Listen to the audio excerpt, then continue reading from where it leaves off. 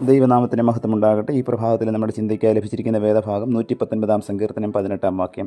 നിന്റെ ന്യായപ്രമാണത്തിലെ അത്ഭുതങ്ങളെ കാണേണ്ടതിന് എൻ്റെ കണ്ണുകളെ തുറക്കണമേ.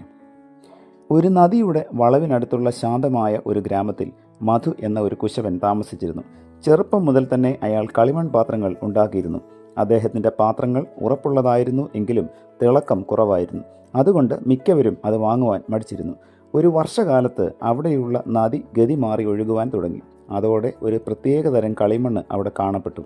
ആ കളിമണ്ണ് ശേഖരിച്ച് പാത്രങ്ങൾ ഉണ്ടാക്കുന്നതിനെക്കുറിച്ച് മധു ചിന്തിച്ചു. എന്നാൽ അതിന് പശപ്പ് കുറവായിരുന്നതിനാലും ധാരാളം ചെറുകല്ലുകൾ ഉണ്ടായിരുന്നതിനാലും ആ മണ്ണ് ഉപയോഗശൂന്യമാണെന്നും വെറുതെ സമയം പാഴാക്കി ബുദ്ധിമുട്ടരുതെന്നും മറ്റ് കുശവന്മാർ അയാളെ ഓർമ്മിപ്പിച്ചു.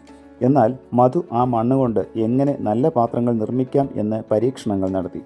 ആദ്യ പാത്രങ്ങളെല്ലാം ചക്രത്തിൽ വെച്ചോ ചൂളയിൽ വെച്ചോ പൊട്ടിത്തകർന്നുപോയി. പക്ഷേ മധു പിന്മാറിയില്ല. അയാൾ മണ്ണിൻ്റെ നനവും അത് കുഴച്ചു വെക്കേണ്ട സമയവും ക്രമീകരിച്ച് വീണ്ടും പാത്രങ്ങൾ ഉണ്ടാക്കി. അത് ചൂളയിൽ നിന്ന് എടുത്തപ്പോൾ ഭാരം കുറഞ്ഞതായിരുന്നു, എന്നാൽ നല്ല ബലവും ഉറപ്പും ഉള്ളതായിരുന്നു. നിറവും സുന്ദരവുമായിരുന്നു. മാത്രമല്ല, അതിൽ ഒന്ന് മുട്ടിയപ്പോൾ സംഗീതസാന്ദ്രമായ ശബ്ദമാണ് ഉണ്ടായത്. അതോടെ ധാരാളം ആളുകൾ അത് വാങ്ങുവാനും മറ്റു കുശവന്മാർ മധുവിൻ്റെ സാങ്കേതിക വിദ്യ പഠിക്കുവാനും അയാളെ സമീപിച്ചു. അങ്ങനെ മധു അതിപ്രശസ്തനായി. ബുദ്ധിമുട്ടാതെയും സമയം പാഴാക്കാതെയും ഇരിക്കുന്നതിന് മിക്കവരും പൊതുവെ അംഗീകരിക്കപ്പെട്ട രീതികളാണ് സ്വീകരിക്കാറുള്ളത്. എന്നാൽ പുതിയ പരീക്ഷണങ്ങൾ നടത്തുവാൻ ധൈര്യമുള്ളവർക്ക് മാത്രമേ കൂടുതൽ ശ്രേഷ്ഠമായ കണ്ടെത്തലുകൾ സാധ്യമാവുകയുള്ളൂ.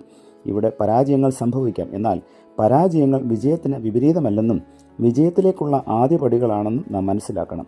ഓരോ പരാജയവും നമുക്ക് പുതിയ പാഠങ്ങളായി ഭവിക്കേണ്ടതാണ്. മറ്റ് കുശവന്മാർ ഉപേക്ഷിച്ച കളിമണ്ണ് നിരസിക്കപ്പെട്ട സാധ്യതകളുടെ പ്രതീകമാണ്.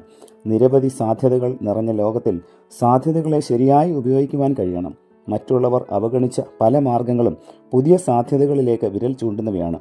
അങ്ങനെയുള്ള മാർഗങ്ങളെ സാധ്യതകളായി കാണുവാൻ കഴിയുന്നവർ ആത്യന്തികമായി വിജയികളായി ഭവിക്കും. പ്രതിസന്ധികളെപ്പോലും സാധ്യതകളായി കാണുവാൻ കഴിയേണ്ടതാണ്. സാധ്യതകളെ അവഗണിക്കുന്നവർക്ക് വിജയം കണ്ടെത്താൻ ആവില്ല. അതേപ്രകാരം വിജയം നിരന്തര പ്രയത്നത്തിൻ്റെയും നവീന മാർഗങ്ങൾ സ്വീകരിക്കാനുള്ള ധൈര്യത്തിൻ്റെയും ഫലമാണ്. അങ്ങനെ ചെയ്യുന്നതിന് ദൈവാശ്രയവും ദീർഘദർശനവും അനിവാര്യമാണ്. ധൈര്യവും ദീർഘദർശനവും ഉൾക്കൊണ്ട് പുതിയ പ്രവർത്തന സരണികളിലൂടെ മുന്നേറുവാൻ ഈ പുതുവർഷം നമുക്ക് ദൈവകരങ്ങളിൽ നമ്മെ തന്നെ സമർപ്പിക്കാം. പ്രാർത്ഥിക്കാം. പ്രിയ കർത്താവേ, ലഭിച്ച വചനത്തിനായി നന്ദിയോടെ സ്തോത്രം. ഞങ്ങളെ വിട്ടുപോയ കഴിഞ്ഞ വർഷങ്ങളിലെ പരാജയങ്ങളെയും വീഴ്ചകളെയും ഞങ്ങളുടെ ജീവിതത്തിൽ ഒരിക്കലും നഷ്ടമെന്ന് കരുതാതെ ഏറ്റവും കൂടുതൽ ഊർജ്ജസ്വലതയോടുകൂടെ ഈ വർഷം പ്രവർത്തിപ്പാൻ തക്കവണ്ണം ജീവിപ്പാൻ തക്കവണ്ണം ഞങ്ങളെ അവിടുന്ന് സഹായിക്കണമേ. പുത്രൻ്റെ നാമത്തിൽ പ്രാർത്ഥന കേൾക്കണം പിതാവേ. ആമേൻ.